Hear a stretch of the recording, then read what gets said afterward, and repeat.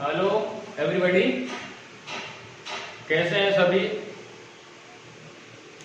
देखिए, हमने पिछली क्लास में देखा था इकोनॉमिक्स के बारे में। इकोनॉमिक्स क्या होती है, अर्थशास्त्र क्या होता है, अर्थव्यवस्था क्या होती है, भारतीय अर्थव्यवस्था के बारे में हमने थोड़ी सी जानकारी हासिल की थी। हमने देखा था संपत्ति के बारे में, हमने थोड़ी सी जानकारी हासिल की थी, संपत्ति क्या होती है।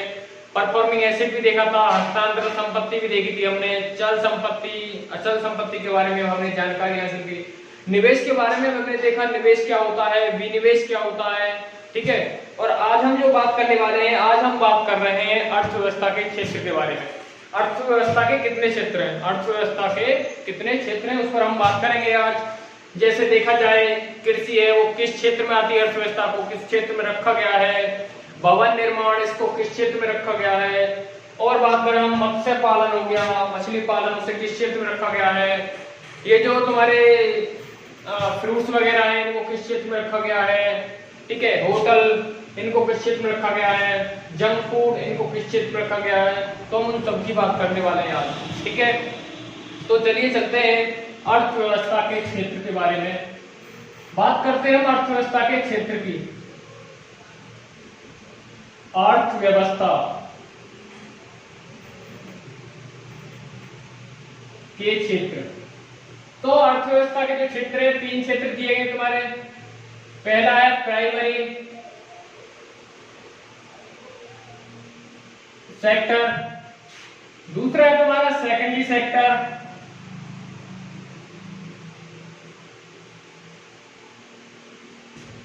और तीसरा है तुम्हारा थर्ड सेक्टर। हिंदी बात करें तो हम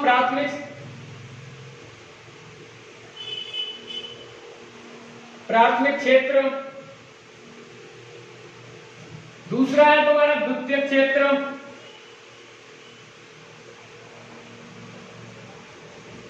तीसरा है तुम्हारा तृतीय क्षेत्र।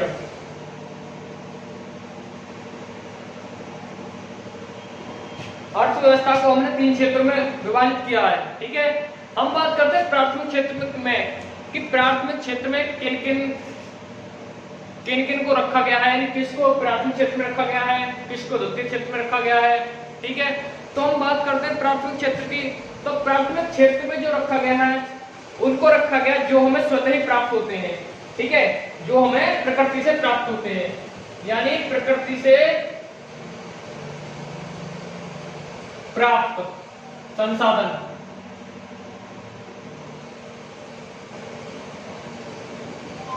प्रकृति से प्राप्त संसाधनों को हमने किस क्षेत्र में रखा है, प्राथमिक क्षेत्र में, ठीक है। प्रकृति से प्राप्त मतलब क्या है, प्राकृतिक रूप से जो हमें प्राप्त संसाधन है वो हमारे किस में आते हैं, प्राथमिक क्षेत्र में आते हैं। एग्जाम्पल की अगर हम बात करें, जैसे कृषि हो गया, कृषि में संबंधित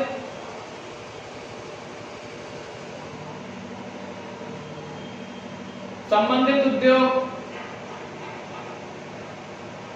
ठीक है। कृषि से जो संबंधित क्षेत्र है वो किस में आएंगे, तुम्हारे प्राथमिक क्षेत्र में आएंगे, ठीक है। दूसरी अगर हम बात करें, नदियां हैं, वो ही हमें प्राकृतिक रूप से प्राप्त है। नदियां हैं, झरने हैं। देखो, नदियों की अगर हम बात करें, नदियां जो हमें प्राकृतिक रूप से प्राप्त है, लेकिन ये संसाधन किस रूप में है, ये सिंचाई का काम करती है, ठीक है। कृषि में सिंचाई का काम करती हैं, इन पर बांध निर्माण भी होते हैं, ठीक है, जिनसे विद्युत भी बनाई जाती है। उसके बाद अगर हम और बात करें, मत्स्य पालन हो गया, पशुपालन इत्यादि, यानी जो भी संसाधन हमें प्राकृतिक रूप से प्राप्त होते हैं वो क्या कहलाते हैं, हमारे प्राथमिक क्षेत्र, यानी वो हमारे प्राथमिक क्षेत्र में आते हैं। वानिकी हो गया तुम्हारा, ठीक है, वन उद्योग, ये सभी किसमें आएंगे, प्राथमिक क्षेत्र में आते हैं। दूसरे क्षेत्र की हम बात करें, द्वितीय क्षेत्र, यानी दूसरा विभाग बात करें हम इसकी, तो इसमें क्या आएंगे, जैसे कृषि है उससे संबंधित क्षेत्र हमारे किसमें आ गए, प्राथमिक क्षेत्र में आ गए। द्वितीय क्षेत्र में यानी कृषि से जो निर्माण होता है, यानी इसमें अगर हम बात करें तो इसमें आता है निर्माण क्षेत्र, निर्माण व विनिर्माण क्षेत्र।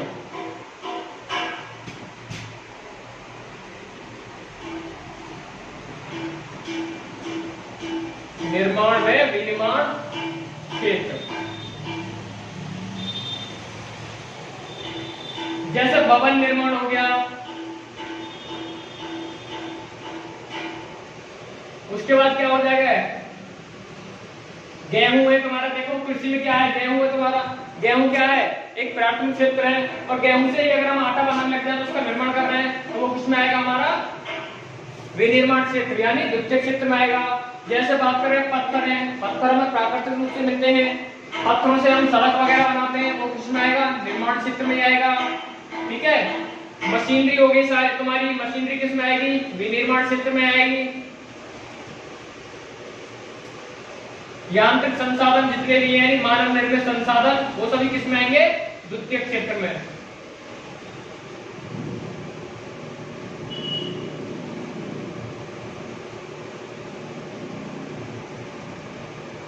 मानव निर्मित जितने भी संसाधन हैं वो सभी हमारे किस क्षेत्र में आएंगे, विनिर्माण क्षेत्र यानी द्वितीय क्षेत्र में आएंगे हमारे। अब देखो हमने देखा कृषि जो प्राकृतिक क्षेत्र से हमें प्राकृतिक रूप से हमें जो भी संसाधन प्राप्त हो रहे हैं वो हमारे प्राकृतिक क्षेत्र में आ गए। जैसे कृषि हो गया, कृषि में गेहूं चावल, क्या हम उनको जैसा हमें प्राकृतिक रूप से प्राप्त होंगे क्या हम उनको वैसा ही प्रयोग में लेंगे? प्राकृतिक क्षेत्र से जो प्राप्त संसाधन है हम उनको क्या स्वतः ही रूप में उसी रूप में यूज कर लेंगे क्या? हम उनको नहीं कर सकते ना, यानी उनको हम किस रूप में यूज करेंगे, जिस रूप में हमें यूज करने हेतु हमें आवश्यक होगी उसी रूप में तो हम उनको प्रयोग करेंगे जिस रूप में हमें आवश्यकता होगी। तो उस रूप में ढालने के लिए हम उसको द्वितीय क्षेत्र में उसका निर्माण करते हैं, इसका क्या रखते हैं, निर्माण या विनिर्माण। उसे हम किसमें रखेंगे, द्वितीय क्षेत्र में। गेहूं प्राप्त हुआ, गेहूं से हमें देखो पिज्जा खाना है, ठीक है, तो पिज्जा के लिए क्या है, वो एक कैसा क्षेत्र, द्वितीय क्षेत्र है। क्यों है, हमें प्राकृतिक रूप से गेहूं मिला, गेहूं से हमने क्या बनाया, आटा बनाया, आटा से हमने कुछ और बनाया, ठीक है, पिज्जा बनाया जो कि बर्गर बनाते तुम, ठीक है, और आजकल पानी पूरी बहुत खाते हैं, तो पानी पूरी जो बनाएंगे वो भी किससे, विनिर्माण क्षेत्र में ही आएगा यानी द्वितीय क्षेत्र में आएगा। एक चीज और, अब देखो ये हमने मशीनरी बना लिया, उद्योग बना लिए, ठीक है, उद्योग हो गया, इंडस्ट्री एरिया हो गया। अब उद्योग के लिए वर्कर की आवश्यकता होती है नहीं होगी, कुछ भी कार्य करने के लिए वर्कर्स की या मेहनत की आवश्यकता होगी या नहीं होगी, सेवा की आवश्यकता होगी। और जो सेवा देंगे यानी जो मजदूर लगेंगे तो वो सेवा जो देंगे वो किसमें आएगा, सेवा क्षेत्र, तृतीय क्षेत्र में। सेवा जो क्षेत्र होगा वो किसमें आएगा, तृतीय क्षेत्र में। जैसे मान लीजिए भवन निर्माण के लिए हमें किसकी मजदूर की आवश्यकता होगी, वो हमें क्या देंगे, सेवा देंगे, निर्माण करेंगे, तो उनकी जो सेवा है वो किसमें आएगी, सेवा क्षेत्र में। मतलब क्या, नौकरी किसमें आएगी, सेवा ही तो है नौकरी एक प्रकार की, ठीक है, क्या है, नौकरी एक प्रकार की सेवा है, वो किसमें आएगी, हमारी सेवा क्षेत्र में, ठीक है। तो प्राथमिक क्षेत्र, सेकेंडरी क्षेत्र और हमने तृतीय क्षेत्र को देखा, ठीक है। तो नौकरी हो गया, बैंकिंग हो गया, बैंकिंग भी एक प्रकार की सेवा ही है, व्यापार, ये सभी क्या है, सेवा क्षेत्र, ठीक है। इसके दो मुख्यतः तीन ही क्षेत्र दिखा दिए गए हैं अर्थव्यवस्था के। हमने मुख्यतः तीन क्षेत्रों के बारे में हमें जानकारी है, प्राइमरी सेक्टर, सेकेंडरी सेक्टर और थर्ड सेक्टर, ठीक है। अब वर्तमान में इसके फोर्थ और फिफ्थ दो सेक्टर और भी हैं, उन पर भी हम चर्चा कर लेते हैं, ठीक है, यानी चतुर्थ सेक्टर।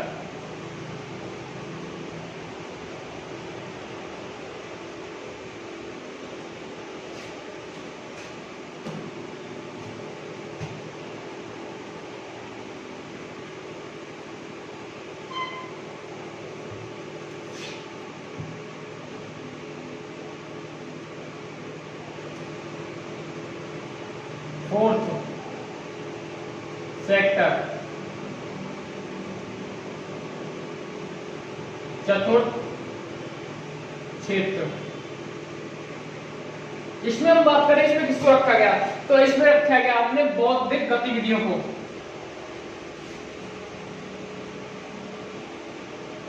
बौद्धिक गतिविधियां, बौद्धिक गतिविधियों को हमने किसमें रखा है, चतुर्थ क्षेत्र में रखा है। चतुर्थ क्षेत्र जो है उसमें किसे रखा है हमने, बौद्धिक गतिविधियां। जैसे अगर हम एग्जाम्पल की बात करें, ज्ञान, ठीक है, परीक्षण, अनुसंधान, इत्यादि इत्यादि जो गतिविधियां हैं उनको हमने किसमें रखा है, बौद्धिक गतिविधियां। यानी चतुर्थ क्षेत्र में किसको रखा है, बौद्धिक गतिविधियां, जैसे ज्ञान हो गया, परीक्षण हो गया, अनुसंधान हो गया इत्यादि। ठीक है, उसके बाद हम बात कर लेते हैं पंचम क्षेत्र की बात कर लेते हैं, फिफ्थ सेक्टर की बात कर लेते हैं। फिफ्थ सेक्टर में भी किसी को रखा गया हुआ है। ठीक है,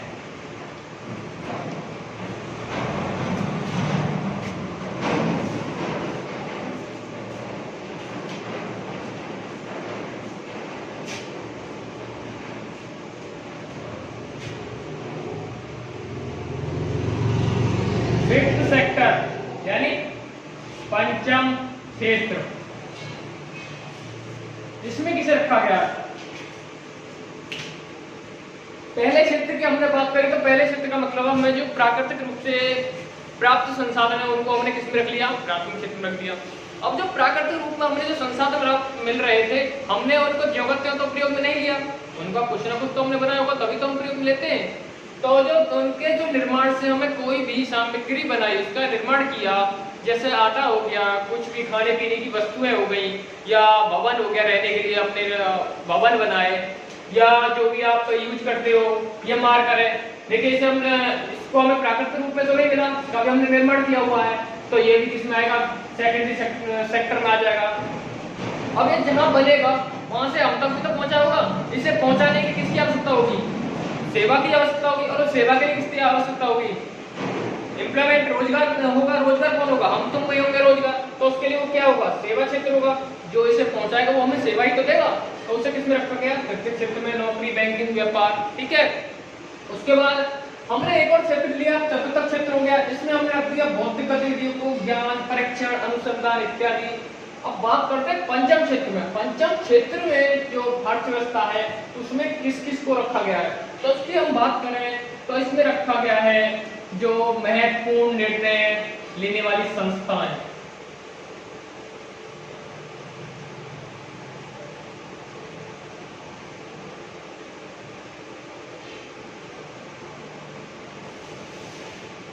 ठीक है, पंचम क्षेत्र में हम बात करें तो महत्वपूर्ण निर्णय लेने वाली संस्था को हमने किसमें रखा है, पंचम क्षेत्र में। ठीक है, यानी महत्वपूर्ण निर्णय, उच्च स्तर की जो भी निर्णय देते हैं, उच्च स्तर के निर्णय। ठीक है, अब बात करते हैं उच्च स्तर के निर्णय कौन देगा। बात करें जैसे मीडिया हो गया तुम्हारा सबसे बड़ा क्षेत्र, मीडिया निडर। ठीक है, इस मीडिया इसको हमने किसमें रखा है, पंचम क्षेत्र में रखा है। ठीक है, अब बात कर लेते हैं हम थोड़ा सा अर्थव्यवस्था को। देखो वर्तमान में जो ग्रोथ है अर्थव्यवस्था उसकी हम बात कर लेते हैं थोड़ा सा। ठीक है, हमने पांचों क्षेत्र देख लिए, अब पांचों क्षेत्र में गतिविधियां देख लेते हैं। पांचों क्षेत्र में जो भारत में गतिविधियां अर्थव्यवस्था में कितनी किस हिसाब से है तो उसकी हम बात कर रहे हैं। आप देखो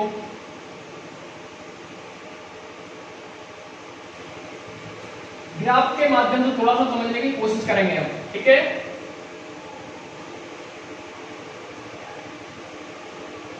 भारतीय अर्थव्यवस्था के क्षेत्रों में गतिविधियां की अगर हम बात करें तो उसको देखने का हम थोड़ा सा प्रयास करेंगे, ग्राफ के माध्यम से समझने की कोशिश करेंगे। ठीक है,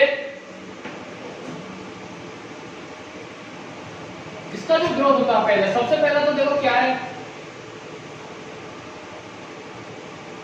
प्राथमिक, द्वितीयक, तृतीयक,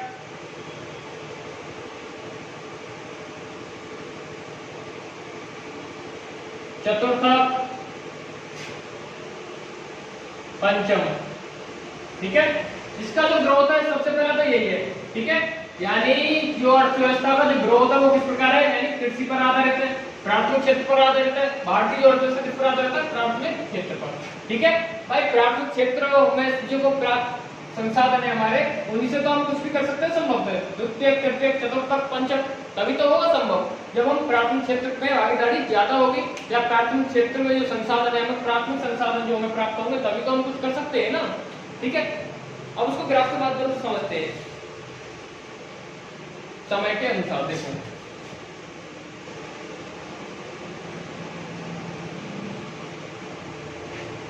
ये समय हो गया,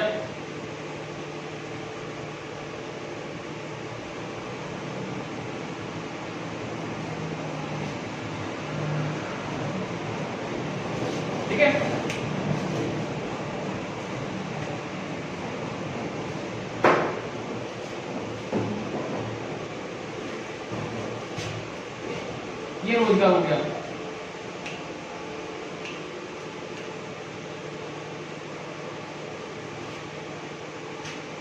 देखो सबसे जो ज्यादा अगर हम देखें तो रोजगार सबसे ज्यादा रोजगार किसमें है? सेवा क्षेत्र में है।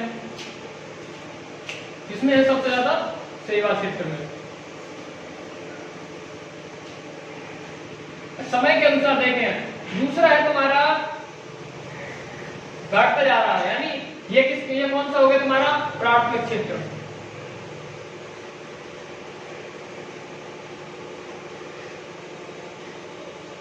प्राथमिक क्षेत्र की गतिविधियों की बात करें तो समय के अनुसार जैसे समय बढ़ता जा रहा है ऐसे ऐसे रोजगार में क्या होता जा रहा है? कमी होती जा रही है। और जैसे जैसे सेवा क्षेत्र की अगर हम बात करें, जैसे जैसे समय बढ़ता जा रहा है ऐसे ऐसे सेवा क्षेत्र बढ़ता जा रहा है। सबसे पहले क्या था? जो हमारा जो देश भी था, हमारा देश किस पर आधारित था?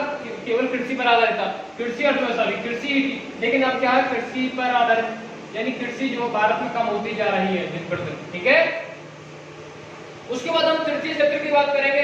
ठीक है, सेवा क्षेत्र हो गया। द्वितीय क्षेत्र की बात करें, द्वितीय क्षेत्र क्या है? यानी निर्माण में निर्माण। तो ये इसकी जो संभावना वो इस प्रकार चल रही है। ठीक है, ये घटती बढ़ती रह रही है।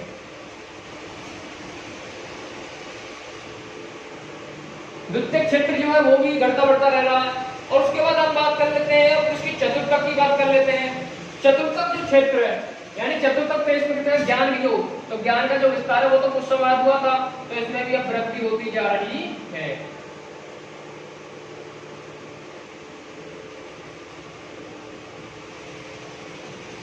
चतुर्थक क्षेत्र एंड पंचम क्षेत्र, इसमें भी अब दिन पर दिन विस्तार होता जा रहा है, वृद्धि होती जा रही है।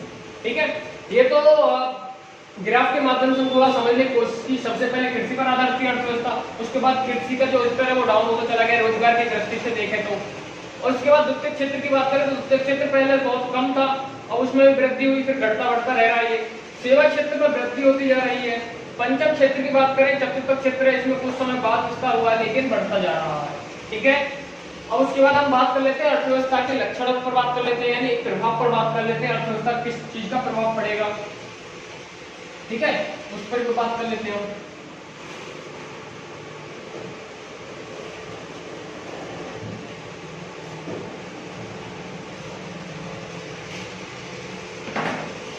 अर्थव्यवस्था का प्रभाव,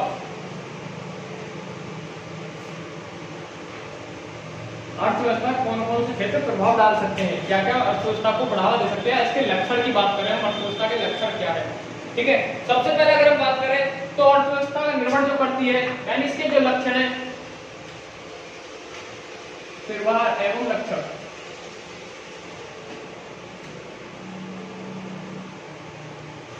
यानी ये किस पर निर्भर करती है, ये प्रति व्यक्ति आय पर भी निर्भर करती है।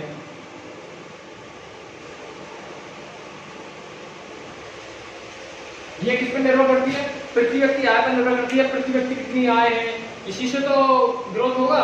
ठीक है, जीडीपी में वृद्धि होगी, जीडीपी में वृद्धि होगी तो क्या होगा, अर्थव्यवस्था ग्रोथ करेगी। ठीक है, तो अर्थव्यवस्था के जो लक्षण में प्रति व्यक्ति आय भी निर्भर करता है। ठीक है, उसके बाद दूसरी हम बात करें तो दूसरा क्या होगा, जनसंख्या। ठीक है, दूसरा क्या होगा, जनसंख्या का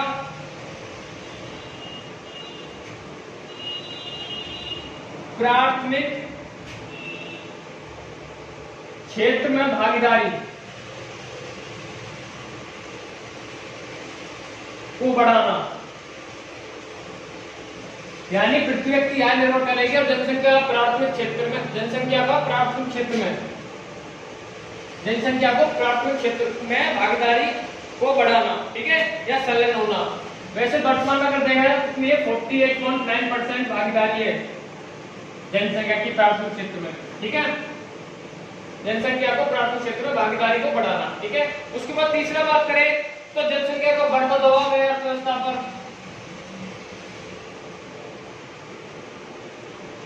अर्थव्यवस्था का जनसंख्या का बढ़ता दबाव, जनसंख्या बढ़ रही दिन पे दिन उसका भी दबाव बढ़ रहा है। खाने पीने की दिक्कत है, रहने सहने की दिक्कत हो जाएगी और रोजगार की भी हम कमियां देखने को मिलेंगी। यानी जनसंख्या का जो बढ़ना है वो भी एक प्रकार का इस पर प्रभाव डालेगा अर्थव्यवस्था पर। ठीक है, उसके बाद तीसरी अगर हम बात करें, अगला इसका बेरोजगारी की समस्या। भाई जनसंख्या बढ़ेगी तो बेरोजगारी की समस्या उत्पन्न होगी। बेरोजगारी की समस्या, बेरोजगारी की समस्या उत्पन्न होगी जनसंख्या बढ़ेगी तो, ठीक है। जनसंख्या बढ़ेगी तो बेरोजगारी की समस्या भी उत्पन्न होगी। उसके बाद पर्याप्त पूंजी का अभाव,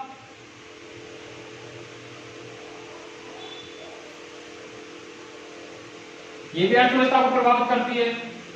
पर्याप्त पूंजी का अभाव भी अर्थव्यवस्था को प्रभावित करती है, ठीक है। दोषपूर्ण संपत्ति का वितरण,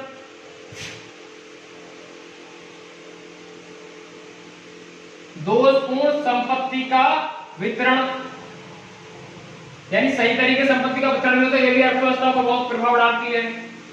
पर्याप्त पूंजी का अभाव हो गया, दोषपूर्ण संपत्ति वितरण हो गया। उसके बाद बात करें तो जो मानव संसाधन, मानव निर्मित,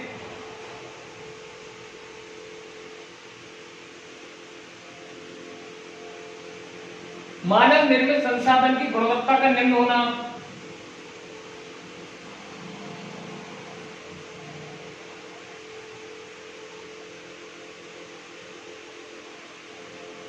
मानव निर्मित संसाधन का भी, संसाधनों की जो गुणवत्ता उसका भी निम्न होना, ठीक है। तकनीकी पिछड़ापन,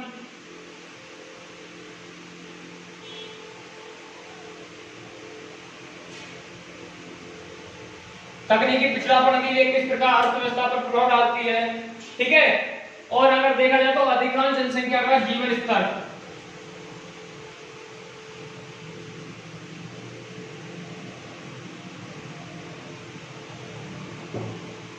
अधिकांश जनसंख्या का जीवन स्तर निम्न होना,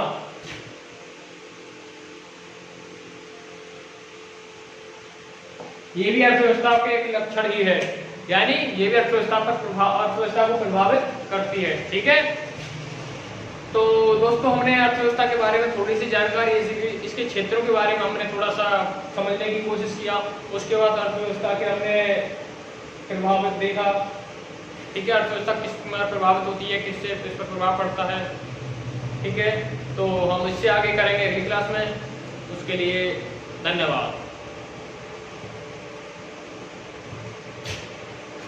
कैसे कपिल भाई?